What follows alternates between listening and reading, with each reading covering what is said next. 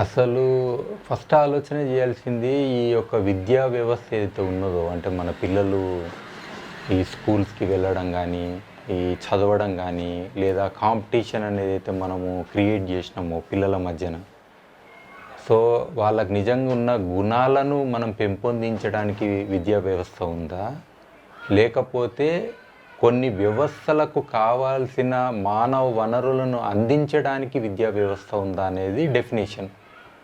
So ఈ industrial revolution ఎప్పుడైతే అయ్యిందో అది దాదాపు 150 సంవత్సరాలు 170 సంవత్సరాల చరిత్ర ఇది.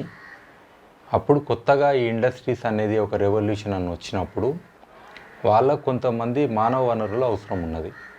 సో ఈ మానవ వనరులను వాళ్ళకు అనుగుణంగా తీర్చిదిద్ది వాళ్ళకు అందించే ఒక వ్యవస్థను విద్యా వ్యవస్థ అని చేశారు. ఒరిజినల్గా విద్యా వ్యవస్థ ఎట్లుండే, మీరు గురు శిష్య పరంపర అని ఉండే. ఇంకోటి, విద్య అనేది ఎప్పుడు కూడా 4 గోడల మధ్యన ఇచ్చింది కాదు. విద్య అనేది ఎప్పుడు కూడా ఒక మంచి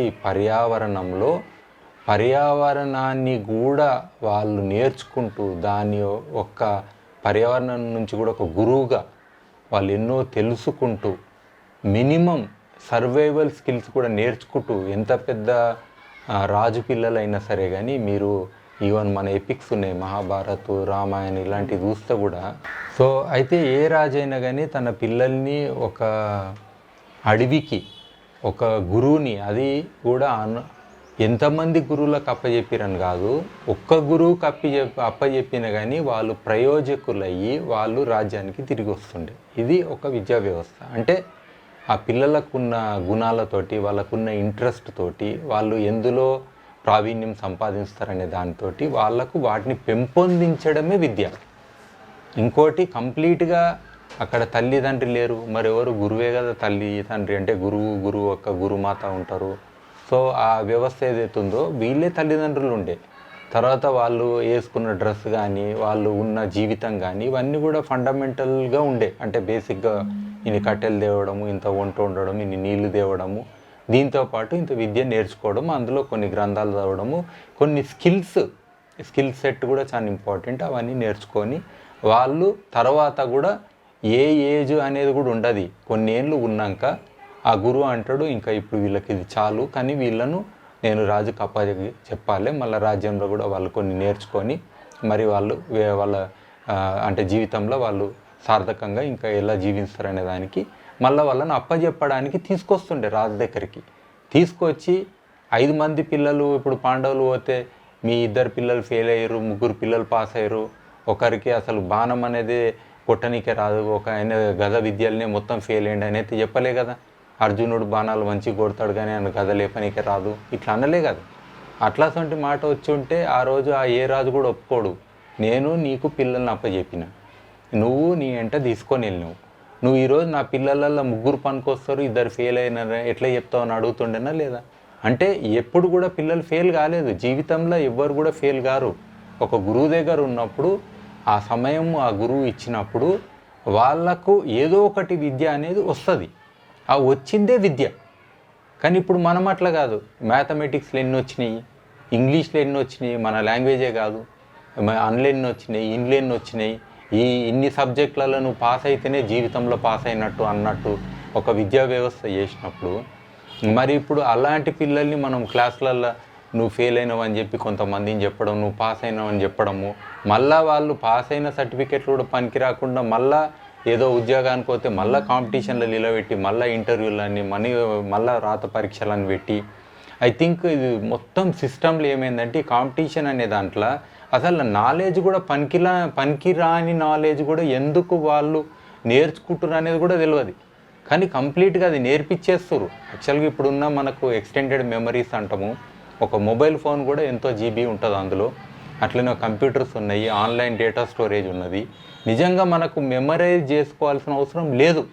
అయినా కానీ ఈరోజు మనం పిల్లల్ని నువ్వు ఒక రూమ్లో కూర్చొని 3 గంటలు నువ్వు రాయాలి, అది రాసిన దాని మీదనే నీ జీవితంలో నువ్వు పనికొస్తావా రాదా అని మేము నిర్ణయిస్తామనేది వాళ్ళు ఎవరు. నిజంగా కూడా ఒక టీచర్ మార్కులు వేస్తుందంటే అదే ప్రశ్నకు అదే రకంగా జవాబు ఇచ్చినా కానీ అదే రకంగా మార్కులు వేసే వ్యవస్థ ఉన్నదా? లేదు. మీ కరోనా టైంలో మీరు చూడండి, పిల్లల్ని పాస్ చేస్తుర్రు. నాకైతే ఏం అనిపిస్తలేదు. పిల్లలు ఫెయిల్ అనేది ఉండదు ఫస్ట్ మాట. రెండోది మనం నేర్పాల్సింది కాంపిటీషన్ కాదు, కంపాషన్. అస్సలైంది అది నేర్పము, మానవ విలువలు నేర్పము. అసలు ఇంతకుముందు ఏది ఒక జాతక టేల్స్ అని ఉండే మనకు, బుద్ధిజంలో కూడా అవి చాలా ఫేమస్. బుద్ధుడు ఒక అవతారాలలో కూడా ఆయన ఎన్నో రకాలుగా ఒక పక్షిగానో చెట్టుగానో ఇట్లా ఏదో రకంగా అవతారాలు ఎత్తిండని ఆ జాతక టేల్స్లో ఉంటాయి. మనకు ఈవెన్ పురాణాలలో కూడా ఈ జాతక టేల్స్ ఇవన్నీ ఉన్నాయి. మరి అందులో ప్రతి దాంట్లో కూడా ఒకటి నేర్చుకునేడానికి అంటే ఒక అవకాశం ఉన్నది. ఎట్ ద ఎండ్ ఒక లెసన్ అనేది ఉన్నది. ఆ లెసన్లో ఎన్నో విలువలు ఉన్నాయి. అందులో కంపాషన్ ఉంది, లవ్ ఉంది. మనము ఇంకా ఇతర అంటే మనుషులే కాకుండా ప్రతి పిట్టకు, చెట్టుకి, భూమికి ఇట్లా అన్నిటికీ సంబంధాలు. ఈవెన్ మీరు చూడండి దశావతారాలు అంటాం విష్ణుమూర్తి, అవన్నిట్లో ఏమున్నాయి? మనం వరాహ అవతారం అనండి, అట్లా మీరు ఏ అవతారం తీసుకుని ఒక తాబేలు అవతారం అనండి, ఇవన్నీ జీవులే కదా. మరి మనం సమస్త జీవుల్ని కూడా ఒక దేవునికి ఆ అవతారాల రూపంలో మనం ఇచ్చి అందులో మనము కూడా ఈ యొక్క పర్యావరణాన్ని మొత్తాన్ని కూడా ప్రేమించేటట్టు చేసుకుంటున్నాం కదా. మరి అలాంటి లెసన్స్ ఇప్పుడు ఈ డేడునే మనకు అంటే ఉన్నాయి. టెక్నికల్గా ఆ పనులు నిజంగా కూడా ఒక వ్యక్తి ఒక జాబ్లో ఉన్నప్పుడు డెఫినెట్గా దానికి సంబంధించింది అది నేర్చుకుంటారు, ఎట్లయినా దాన్ని పెంపొందించుకుంటారు. దట్స్ ఫైన్, ఆ జాబ్ పర్పస్లో అది అవుతుంది. కానీ ఒక వ్యక్తిని ఒక 20 ఏళ్ళు, 23 ఏళ్ళు, 25 ఏళ్ళు ఒక వ్యక్తి ఒక కాలేజీలో ఉండి, స్కూల్లో ఉండి ఇవన్నీ అనేది ఇన్నేళ్ళు ఏ జీవి కూడా టైం పట్టదు జీవితంలో, గుర్తుపెట్టుకోండి. అంటే మీరు అన్నట్టు ఇప్పుడు మనము ఒక పిట్ట ఉంటుంది, దానికి ఎన్ని నెలలు పడుతుంది తల్లి నుంచి దాన్ని ఇండిపెండెంట్ కానికే. అట్లా ఏ జీవి ప్రకృతిలో తీసుకున్నా దానికి ఇండిపెండెంట్ కానికే అంత టైం పట్టదు. కానీ మానవులకు పని లేకుండా ఉన్నారు కాబట్టి చదువుతుర్రు అన్న కాడికి వచ్చింది ఎడ్యుకేషన్. ఎందుకంటే నెక్స్ట్ మనం పని ఇయ్యలేని పరిస్థితి కాబట్టి చదువుతురు. ఫుడ్ కోర్సులు అని పేర్లు కూడా పెట్టిర్రు కొన్ని యూనివర్సిటీలల్లో. ఎందుకంటే వాళ్ళకి బయటికి వెళ్తే ఏం చేయాలనో తెలియక ఇంకొక కోర్సులో జాయిన్ అయ్యి, హాస్టల్ ఉంటుంది కాబట్టి, ఇంత షెల్టర్ ఉంటుంది కాబట్టి ఏమవుతుందంటే నేను ప్రిపేర్ అవుతున్నా అని చెప్పి ఒక పదం ఉంటుంది. నేను ఆ కాంపిటీషన్స్కి ప్రిపేర్ అవుతున్నాను పదం ఉంటుంది, నేను జాబ్ల కోసం ట్రై చేస్తున్నాను పదం ఉంటుంది. అలాంటిది పెట్టుకొని ఏళ్ళు చదువుతారు. ఎక్కువ డిగ్రీలు ఉన్న వ్యక్తులు ఉంటే కూడా ఇవాళ రేపు వాళ్ళు చదవాలని ఎక్కువ డిగ్రీలు సంపాదించుకోలేదు, అవకాశాలు లేక ఏం చేయాలనో తెలియక చదువుకుంటూ పోతురు. సో ఇలాంటి విద్యా వ్యవస్థ ఉన్నప్పుడు నిజంగా ఈ వ్యవస్థ మనకు ఒకప్పుడు బీఎడ్ కాలేజీలు ఉండే, లిమిటెడ్గా ఉండే. అవును, అప్పుడు చదివిన వాళ్ళకి అందరికి కూడా జాబ్ వచ్చే అవకాశం ఉండే. ఇప్పుడు అట్లా మనం ఇంజనీర్ అన్నాము. నేను మామూలుగా ఇప్పుడు ఎయిర్పోర్ట్ నుంచి ఎప్పుడన్నా వస్తుంటే క్యాబ్ డ్రైవర్లు మధ్యరాత్రి వస్తారు, యంగ్ పిల్లల్ని చూస్తే నేను డైరెక్ట్ అడగాల్సిన అవసరమే లేదు, నువ్వు ఏం చదువుతున్నా అంటే ఫస్ట్ మాట అది వస్తుంది, నేను బీటెక్ చదివినా అని అంటారు. మరి ఇప్పుడు ఇది ఎందుకు చేస్తున్నా అంటే ఏం చేయాలి, జాబ్ లేదని అంటారు. అంటే ఒక ఇంజనీర్ కూడా ఒక క్యాబ్ డ్రైవర్ లాగా చేస్తుండేమో. అంటే మరి వ్యవస్థలో మరి ఎందుకు మనము ఆ ఒక ఇంజనీరింగ్ అని దానికి ఒక డిగ్రీ అని దానికి ఒక పేరు పెట్టి దానికి ఒక ఇది చదవాలని చెప్పడం ఎందుకు, వాళ్ళను ప్రోత్సహించడం ఎందుకు? మరి వాళ్ళకి అవకాశాలే లేనప్పుడు ఆ జ్ఞానానికి వాళ్ళు ఏం చేయాలనే ప్రశ్న ఉన్నది. ఇప్పుడు వాళ్ళు ఉన్న పరిస్థితిలో జ్ఞానం ఎంత వచ్చిందని కాదు, ఆ జ్ఞానాన్ని ఏ రకంగా సద్వినియోగం చేయాలంటే అవకాశాలు కూడా లేకపోతే it is going to be a biggest psycho social issue. ఇది అది గుర్తు చేసుకుంటలేదు. It is not medicine, it is more of mental issue, biggest mental issue కూడా అవుతున్నది. అండ్ యూత్ డెఫినెట్గా వాళ్ళకు అంటే ఇప్పుడున్న పరిస్థితుల వాళ్ళకు నెక్స్ట్ ఏంది అనేది, ఇప్పుడైతే మనకు ఎకనామిక్ రిసెషన్ ఉన్నది ఆల్రెడీ మన అంటే దీనికి మనం కరోనా అని ఒక పేరు పెట్టి దాని మూలాన ఎకనామిక్ రిసెషన్ అనడం కంటే కూడా ఇట్ ఈస్ అగ్రివేటెడ్, అది మనందరికీ తెలుసు. బికాజ్ ఆఫ్ ఆల్రెడీ అవుతున్న ఎకనామిక్ రిసెషన్లో ఇది ఒకటి బిగ్గెస్ట్ ఫ్యాక్టర్ యాడ్ అయింది. దాంతో దీని ఇంపాక్ట్ ఈ 2-3 రోజులలో పోదు, మనకి ఇంకొక 5 ఏళ్ళు పట్టవచ్చు, 10 ఏళ్ళు పట్టవచ్చు. మరి ఇది గ్లోబల్ రిసెషన్ ఉంది, it is not about India alone. అన్ని కంట్రీస్లో కూడా ఈ ప్రాబ్లం అవుతున్నది. చాలా కంట్రీస్ కూడా దాన్ని ఇంకా they are suffering from that economic recession. And policies ఏవి కూడా పాజిటివ్గా కనబడతలేవు ఇప్పుడున్న పాలసీస్. అఫ్కోర్స్ గవర్నమెంట్స్ కూడా ఏం చేయలేని పరిస్థితుల్లో చేతులు ఎత్తేసిన పరిస్థితిలో ఉన్నారు. సో కాబట్టి ఈ పరిస్థితిలో యూత్ హయ్యెస్ట్ ఉన్న దేశం ఇండియా. మరి యూత్ హయ్యెస్ట్ ఉన్న దేశము ఇండియా అయినప్పుడు అసలు వివేకానందుడు ఏదైతే అప్పుడు చెప్పి ఆయన ప్రపంచంలో ఒక చరిత్ర సృష్టించిండో, మరి ఈ యూత్ ఈరోజు ప్రపంచం మొత్తానికి కూడా ఎంతోమందికి ఎన్నో దేశాలకు మన యూత్ పనికొస్తుండే లాజికల్గా అన్నీ ఒకవేళ మంచిగా ఉంటే. ఇప్పుడు నిజంగా కూడా వేరే దేశం వెళ్ళి బ్రతికే పరిస్థితి లేదు, వీళ్ళ నాలెడ్జ్ని ఇంకొకరు తీసుకునే పరిస్థితి లేదు, స్టాండర్డ్స్ ఆఫ్ ఎడ్యుకేషన్ కూడా అంతగా లేవు. ఇది ఉన్నమాట నేను అనడం కాదు, 100% ప్రూవ్డ్ బియాండ్ డౌట్. మీరు కావాలంటే చూడండి. ఇప్పుడు అంటే అఫ్కోర్స్ కరోనా టైంలో కరోనా గ్రేస్ మార్కులని వేసి పాస్ చేస్తున్నాం, అది వేరే విషయం, because of unavoidable circumstances. But otherwise state వారీగా చూసినా కానీ స్టాండర్డ్ అనేది లేదు. ఇప్పుడు బంగారం 22 క్యారెట్లు అంటే 22 క్యారెట్లే ఉంటుంది ఎన్ని రోజులైనా కానీ. కానీ ఎడ్యుకేషన్ అట్లా ఉంటుంది. ఇలా చదివింది రేపు మర్చిపోయే అవకాశం ఉంటుంది, యూజ్ చేయకుండా కూడా పోతుంది. ఒక సాఫ్ట్వేర్ ఒక వ్యక్తి నేర్చుకుంటే ఎన్ని రోజులు అది జ్ఞానం ఉంటుంది, అది యూజ్ చేస్తుంటేనే ఆ నాలెడ్జ్ ఉంటుంది. లేకపోతే అది కంప్లీట్గా వైపౌట్ అయ్యి మళ్ళీ కొన్ని రోజులు అయినాక నీకేమొచ్చు అని అడిగితే కూడా ఏం చెప్పలేని పరిస్థితి ఉంటుంది.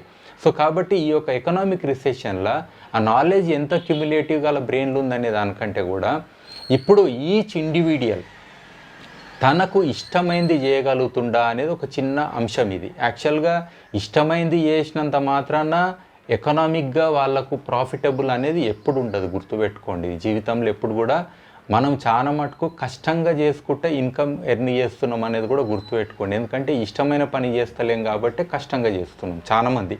ఎందుకంటే financial security is the biggest security అని ఒక ఫాల్స్ దాంట్లో ఉన్నారు.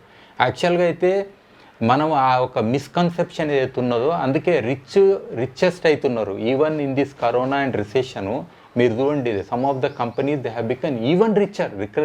రిసెషన్ ఉన్న రిచర్ ఎట్లా అయ్యారు? Because of cost cutting and many other means. మనుషులే అవసరం లేదు, మాకు మిషన్లతోటి కూడా మేము చేసుకుంటాము, ఇంకా అసలు వీళ్ళు ఉన్నందుకే మాకు లాస్లు ఎక్కువ ఉన్నాయి అన్న కాడ సాఫ్ట్వేర్ వాళ్ళు ప్రూవ్ చేసిర్రు, చాలా కంపెనీస్ ప్రూవ్ చేసినాయి. అంటే ఆటోమేషన్ని తెచ్చేసారు, రోబోటిక్స్ ఇచ్చేసారు, తర్వాత బిగ్ డేటా అనాలిసిస్ ఇవన్నీ వచ్చేసినాయి. సో ఇవన్నీ వచ్చినాక ఇప్పుడు ఆ అవకాశం ఏదైతే ఉంటుందో యూత్కి, హ్యూమన్ రిసోర్స్ అని ఒకటి ఉంటుంది, మనకు మానవ వనరులు అని ఒక డిపార్ట్మెంట్ కూడా ఉంటుంది. సో ఈ మానవ వనరులు అనే దాని వాల్యూ ఏదైతే ఉన్నదో అది తగ్గిపోతుంది, అంటే ఉపయోగించే అవకాశం కూడా లేకుండా పోతున్నది. కాబట్టి ఈ పరిస్థితులు ఏం చేయాలి? ఫస్ట్ అసలు నువ్వు ఎందుకు పుట్టినవు అనేది ఒకటి ప్రశ్న అందరికీ ఉండాలి. నేను ఎందుకు పుట్టినా అనేది ప్రశ్న ఇండివిజువల్గా ఉండాలి. ఇది ఏ ఎడ్యుకేషన్ సిస్టంలో కూడా ఏ టీచర్ కూడా ఇయ్యరు. The purpose of my life, ఇది ఏదో ఒక టైంలో మనకు ఈ ఆలోచన నిరంతరంగా వచ్చి ఉండాలి. వచ్చి ఉన్నప్పుడు రెండోది ఏంది? నాకు ఇష్టమైంది ఏంది? సరే, నాకు పర్యావరణానికి క్లోజ్గా జీవించాలని ఉన్నది, ఓకే. కానీ దీని అర్థము ఫైనాన్షియల్ పర్పస్లా ఈ అర్బన్ ఏరియాస్లో వచ్చి ఈ కాంక్రీట్ జంగల్లో వచ్చి అడ్రస్ లేకుండా బతకడమా?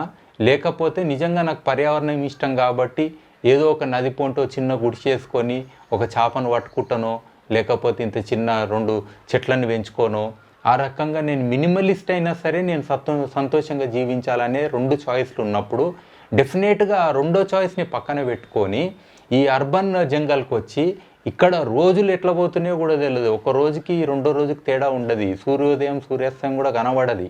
ఒక రూమ్లోకి వెళ్తారు, బయటికి వెళ్తారు, రూమ్లోకి వెళ్తారు, బయటికి వెళ్తారు, జీవితం ఖతమవుతుంది.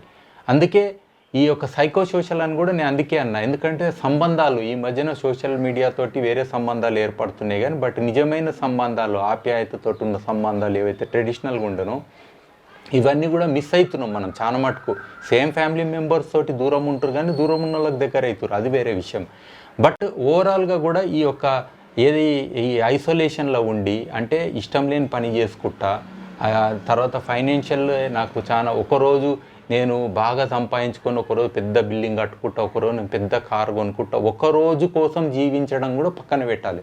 ఈ రోజు కోసం జీవించడము, ఈరోజు నేను నా జీవితాన్ని ఎట్లా సార్థకం చేసుకున్నా, ఎట్లా మీనింగ్ఫుల్ చేసుకున్నా, ఎట్లా నేను ఇతరులకు ఉపయోగపడ్డా, ఇలాంటి ఒక కాన్షియస్నెస్ రావాలి.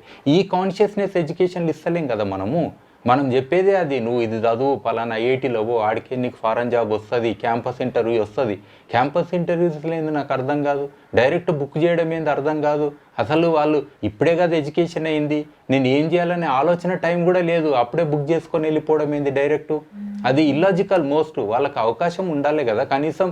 చాలామంది ఏం చేస్తారంటే నిజంగా ఆలోచన ఉన్న వ్యక్తి ఎడ్యుకేషన్ అయిపోయినాక కొన్ని రోజులు అట్లా వాళ్ళు తిరిగి రావాలి, భ్రమణం అనే ఒకటి ఉంటుంది జనరల్గా. సో అట్లా వెళ్ళి వస్తే కూడా వాళ్ళకు ఇంకా ప్రపంచం ఎంత పెద్దగా ఉన్నది, నేను ఏమేం చేసే అవకాశాలు ఒక ఐడియా వస్తుంది. సో అలాంటి ఛాన్స్ కూడా లేదు కదా అసలు. వాళ్ళకి ఎడ్యుకేషన్ అనే ఈ సిస్టంలో నెంబర్ ఆఫ్ అవర్స్ అయితే అవుతున్నారో కంటిన్యూస్గా నాన్ స్టాప్గా, అది ఎంత కంజెస్టెడ్గా ఉందంటే వాళ్ళకు ఇంకా వేరే అవకాశమే లేదు. అసలు జీవితం అంటే ఇది అని కూడా తెలుస్తలేదు. ఈ ప్రపంచం, ఈ బుక్కులు, ఈ 4 రూమ్లు, ఈ సారు, ఈ ఒక టాపరు, లేకపోతే ప్రభంజనం అని చెప్పి పేరు చెప్తారు కదా, నెంబర్ 1, నెంబర్ 2, నెంబర్ 3, తర్వాత ఫ్లెక్సీల మీద ఫోటోలు వేస్తారు, పేపర్లలో వేస్తారు. ఇక ఇదే కనబడుతున్నది. అందులో నేను ఏడుంటా 99%. మా వానికి 99 ఏం చేస్తుండే ఏం చేస్తలేడు, 98% ఏం చేస్తుండే ఏం చేస్తలేడు.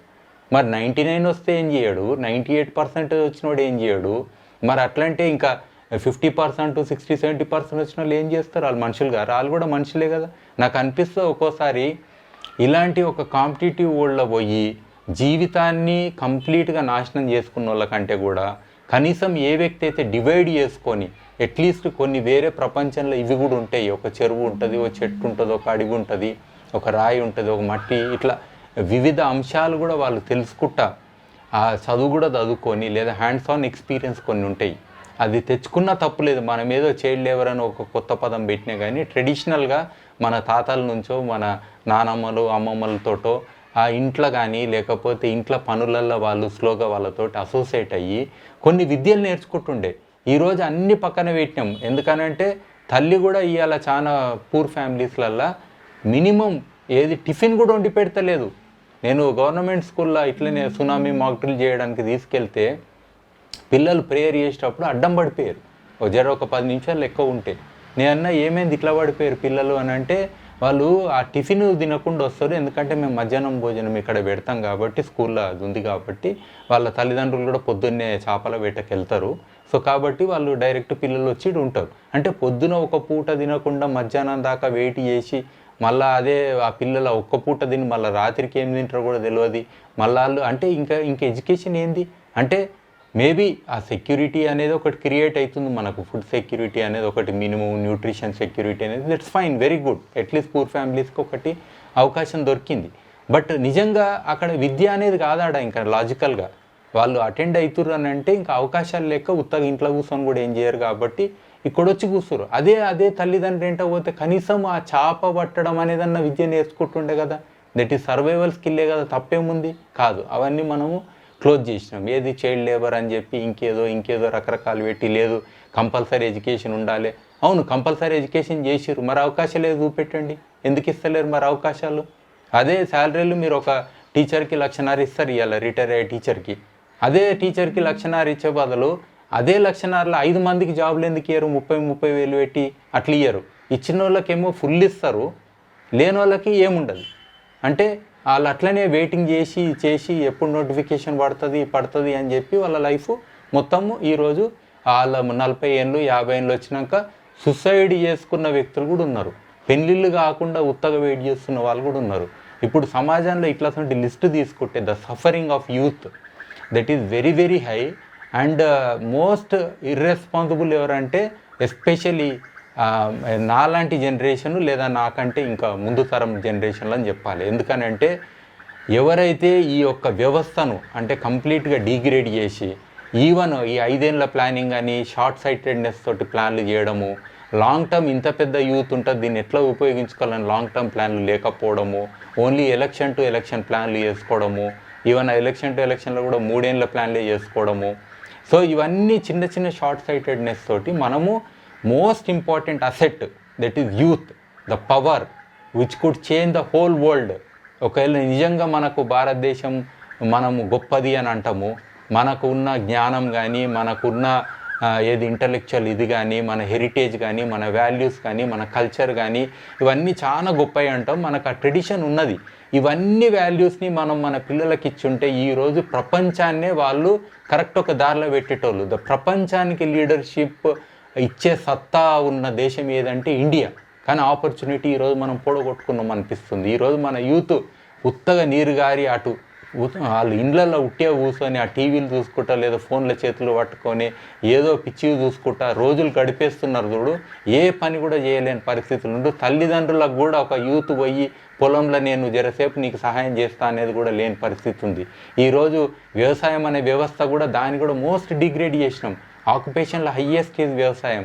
దాన్ని మనము పనికిరాని ఆక్యుపేషన్ అన్నట్టు పిల్లలకు ఏ రోజు కూడా ఏ స్కూల్లో కూడా చెప్పలే అది నిజంగా ఎంత విలువైందని చెప్పి. సో అందుకే ఊర్లలోకించి మొత్తము పట్టణాలకించి పెద్ద పట్టణాలకించి ఇంకో దగ్గరికి కరోనా వస్తే మళ్ళీ అదే ఊరికి, అదే తల్లి దగ్గరికి, అదే గ్రామీణ ఎవరైతే ఉంటారో అదే మట్టి అదే భూమాత, అక్కడికి మళ్ళీ ఉల్టా పోతున్నారు, మళ్ళీ కడుపు పట్టుకొని. మరి ఎందుకో ఇవన్నీ ఆదుకోలేదు. దేన్నైతే నమ్ముకొని మీరు ఈ ఎడ్యుకేషన్ అనుకుంటా వాళ్ళకి సేవ చేస్తామని పోయిర్రో వాళ్ళు ఎందుకో ఆదుకోలేదు. మరి అంటే మనకు రూట్స్ ఏవైతే ఉన్నాయో, మన ఫండమెంటల్స్ ఏమున్నాయో అవన్నీ కూడా విద్యా వ్యవస్థలు లేవు. మనం విద్యార్థులకు అవి అందించలేదు. అది ఆ ఇన్సెన్సిటివిటీస్ ఏవైతే ఉన్నాయో సిస్టంలో, ఇది అని మనం ఏదైతే ఒక హైప్ క్రియేట్ చేసి చూపెట్టినామో ప్రపంచాన్ని, బిల్డింగ్లు, ఈ టైలు, ఈ డ్రెస్సులు, ఈ టైపు పెద్ద పెద్ద కార్లు, ఈ బంగ్లాలు, ఏదైతే ఒక ఆర్టిఫిషియల్ ఒక సీన్ క్రియేట్ చేసినామో, అట్లనే అసలైన దానికి విలువయకుండా పనికిరాని దానికి ఒక సాఫ్ట్వేర్ అంటే ఒక వర్చువల్ టైప్ ఉంటుంది. కానీ ఒక అన్నం అనేది ఒకటి మట్టిలకించి పుట్టిన ఒక మెటీరియల్. ఆ మెటీరియల్ని మనం పండిన దానికి మనం అండర్ వాల్యూ చేసి ఈరోజు రైతులు రోడ్ల పాలు చేసినాం మనము. మరి ఎందుకు పనికిరాదానికే వర్చువల్లా ఈ సిటీలో ఉండేటోళ్ళదేమో ఇన్కమ్ హయ్యెస్ట్ ఉంటుంది, నిజమైన వస్తువుని పండించిన వ్యక్తి ఏమో ఈరోజు డిగ్రేడ్ అవుతుంటాడు ఎకనామికల్గా, ఫైనాన్షియల్గా. ఇలాంటి ఏదైతే ఉల్టా ఉందో టాప్ డౌన్ వ్యవస్థను మనం తయారు చేసినాము. మీదికేంచి నోట్లు ప్రింట్లు చేస్తే కూడా గవర్నమెంట్ నడుస్తుంది, నోట్లు ప్రింట్ చేస్తే కూడా మన వ్యవస్థ నడుస్తుంది. ఎకనామిక్ వ్యవస్థ అనేది అయితే తయారు చేసినామో, ఈ ఫాల్స్ ఏదైతే మనీ అనేది ఒకటైతే ఫాల్స్ ఎకానమీ ఉన్నదో, ఆ ఫాల్స్ ఎకానమీతో మనం ఈరోజు ఆ పిల్లర్స్ మీద నడిపిస్తున్నాం వ్యవస్థ. I think this is what is the biggest tragedy of the humankind. Mankind అని అంటున్నా, అందులో హ్యూమన్ కైండ్లో మనకు biggest tragedy we are seeing now and that is happening before us. ఈరోజు ఒక యూత్ కూడా మొన్నటిదాకా ఫస్ట్ వేవ్ వచ్చినప్పుడు యూత్కి ఏం కాలే, కానీ ఈరోజు ఒక యూత్ కూడా ఈ యొక్క కరోనా బారిన పడి ప్రాణాలు కోల్పోతున్నారు. 20-25 ఏళ్ళ యూతులు కూడా ఎంతోమంది ఈరోజు చనిపోతున్నారు.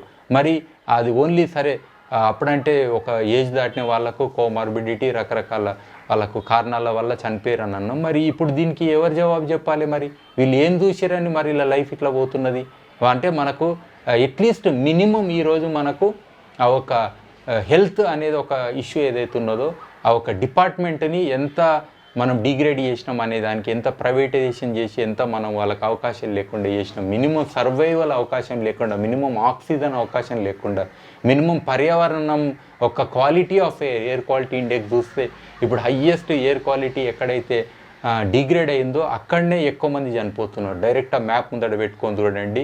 చెట్ల నుంచి ఆక్సిజన్ కాదని ఇవాళ మనము తయారు చేసిన ఆక్సిజన్ని పట్టుకొని ఆ సిలిండర్లు పట్టుకొని దేవుడు అని మొక్కుతున్నాం మనము. ఇది చాలా తప్పు. ఈ నేచర్ ఏదైతే క్రియేట్ చేసిందో బ్రతకడానికి 21% ఉన్న ఆక్సిజన్ని మనం తీసుకోలేని పరిస్థితి కూడా ఉంటే 0.003 లాంటి కార్బన్ డైఆక్సైడ్ తీసుకొని చెట్లు నిలబడి మనకు ఆక్సిజన్ తయారు చేసి ఇస్తున్నాయి. మరి అంత తక్కువ కార్బన్ డైఆక్సైడ్ ఉన్నా అవి జీవించి మనకు ఇస్తున్నప్పుడు మరి మనం ఈ మాత్రం కూడా జీవించలేని పరిస్థితుల్లో కనీసం వాటి పట్ల మనకి ఏదైతే ఉండాలి హృదయం మినిమం, అదే మనిషి లెక్క ఇంకొక అది కూడా ఒక జీవే కదా చెట్టు కూడా, అట్లనే ఇతర జీవులు కూడా మనలో భాగం కదా అనేది ఏదైతే ఉండాలనో అది కూడా లేకుండా మనుషులు జీవిస్తున్నారు. అందుకే మానవత్వం అనేది దాదాపుగా అది నశించుతూ వస్తున్నది. అందుకేనేమో పిల్లలు ఇవాళ రేపు బీయింగ్ హ్యూమన్ అని చెప్పి టీషర్ట్ల మీద పెట్టుకొని తిరుగుతున్నారు. ఇది ఎంత ఘోరం అని అంటే నేను కుక్కను అని కుక్కలు కూడా రాసుకొని తిరిగినట్టు ఉంటుంది. ఇక నేను మనిషిని, నేను మానవుడిని, నాకు మానవత్వం ఉంది అని చెప్పుకొని తిరగాల్సిన పరిస్థితి వస్తున్నది. ఐ థింక్ మనుషులు అనే దానికి, మానవత్వం అనే ఉన్నదానికి ఐ థింక్ ఈరోజు మళ్ళీ మనం రీడిఫైన్ చేసుకొని అసలు ఆ మాటనే వాడొద్దేమో. సప్పుడుదాకా హోమోసేపియన్స్ ఇంకేదో పేరు పెట్టుకొని ఒరిజినల్గా ఏది ఉంటే అదే పేరు పెట్టుకొని తిరగాలేమో. మనుషులు అనేది దానికి మానవత్వానికి ఈరోజు సంబంధం లేని పరిస్థితులు ఉన్నాము. ఇప్పుడున్న పరిస్థితుల ఐ థింక్ ఈ యొక్క ఏదైతే డిజాస్టర్ అవుతుందో మన కళ్ళ ముందట, we are not even out of that disaster, we are in between the peak of the disaster. ఇప్పుడు రోజుకు 4 లక్షల వరకు అయ్యారు మనకు మొన్ననే.